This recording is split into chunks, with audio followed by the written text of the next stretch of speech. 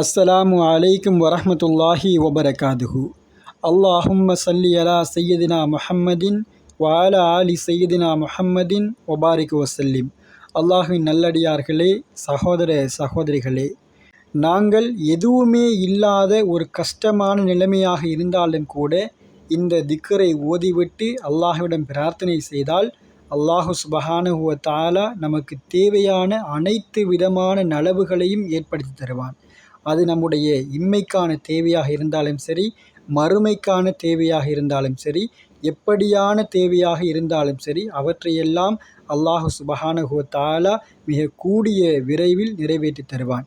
கட்டாயமாக நம்முடைய தேவைகள் ஹலாலான தேவைகளாகவும் நமக்கோ அல்லது பிறருக்கோ தீங்கு இழைக்காத நன்மை பயக்கக்கூடிய தேவைகளாக இருந்தால் மட்டும் இன்ஷா அல்லாஹ் அவற்றையெல்லாம் நிவர்த்தி செய்வான்.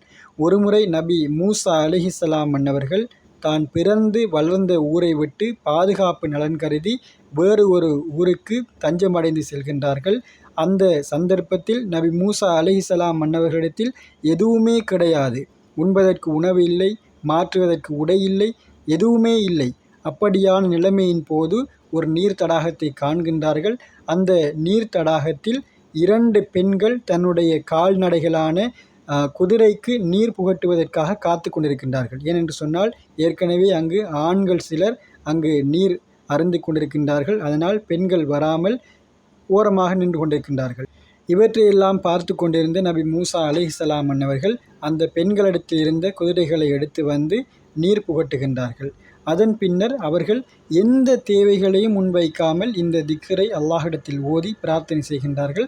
அதன் பின்னர் அல்லாஹு சுப்ஹானஹு வ தஆலா அவர்களுக்கு அவர்களுடைய வாழ்க்கைக்கு தேவையான எல்லா விதமான ஏற்பாடுகளையும் செய்து கொடுக்கின்றான். அது எப்படி என்று சொன்னால், இந்த பெண்கள் அவர்களுடைய தந்தையாரிடம் சென்று இங்கு நடந்த விடயங்களை முறைப்பாடு செய்கின்றார்கள், சொல்லுகின்றார்கள். அதன் பின்னர் அந்த வயதான தந்தை நபி மூசா அலைஹிஸ்ஸலாம் மன்னவர்களை அழைத்து அவருக்கு வேலை வாய்ப்பை கொடுக்கின்றார்கள். 10 வருடம் வேலை செய்யக்கூடிய ஒரு ஒப்பந்தத்தை போட்டு அவர்களுக்கு வேலை கொடுக்கின்றார்கள். அதன் பின்னர் அவருடைய ஒரு மகளையும் திருமணம் செய்து கொடுக்கின்றார்கள். அவருடைய ஒரு மகளை நபி மூசா அலைஹிஸ்ஸலாம் மன்னர்கள் திருமணம் செய்ததன் ஊடாக அவர்களுக்கு ஒரு திருமண வாழ்க்கை கிடைக்கிறது. அதன் மூலமாக இருப்பிடம் கிடைக்கிறது, அவர்களுக்கு நல்ல உணவு கிடைக்கிறது, தொழில் வாய்ப்பு கிடைக்கிறது. இப்படி ஒரு மனிதன் வாழ்வதற்கு தேவையான எல்லா விதமான விடயங்களும் இந்த திக்ரின் மூலமாக அவர்களுக்கு கிடைக்கிறது. நபி மூசா அலைஹிஸ்ஸலாம் மன்னவர்கள் எதையுமே முன்வைக்கவில்லை. இது வேண்டும் அது வேண்டும் என்று கேட்கவே இல்லை. சர்வ சாதாரணமாக தன்னுடைய உதவியை செய்துவிட்டு இந்த திக்ரை ஓதுகின்றார்கள். எப்படியா நிலைமை பாருங்கள். நபி மூசா அலைஹிஸ்ஸலாம் மன்னவர்களே எதுவுமே இல்லாத நிலையில் இருக்கின்றார்கள். பிறருக்கு உதவி செய்ய முடியாத நிலையில் கஷ்டத்தில் இருக்கின்றார்கள். அந்த நிலைமையிலும் கூட பிறருக்கு உதவி செய்கின்றார்கள். அந்த நல்ல எண்ணத்திற்காக அல்லாஹ் அவர்களுக்கு இந்த கூலியை வழங்குகின்றான். எனவே நாங்களும் ஏதாவது பிறருக்கு உதவிகளை செய்துவிட்டு, அந்த உதவி சிறியதாக இருந்தாலும் சரி, பெரியதாக இருந்தாலும் சரி, அல்லாஹ்விற்காக வேண்டி அந்த உதவியை பிறருக்கு செய்துவிட்டு இன்ஷா அல்லாஹ் உங்களுடைய தேவைகளை கேட்டு அல்லாஹ்விடம் இந்த திக்ரை ஓதிக்கொள்ளுங்கள். ரப்பி இன்னி லிமா அன்சல்த இலைய மின் ஹைரின் ஃபகீர். இந்த திக்ரனுடைய தமிழ் மொழி அர்த்தமானது, என்னுடைய இறைவா, என் மீது நீ இறக்கி வைக்கும் நல்லவற்றின் மீது நான் தேவையுடையவனாக இருக்கின்றேன். இந்த திக்ர் அல் குர்ஆனின் 28வது அத்தியாயத்தில் 24வது வசனமாக குறிப்பிடப்பட்டிருக்கின்றது. எனவே இன்ஷா அல்லாஹ் இந்த பெருமதியான திக்ரை ஓதுங்கள்.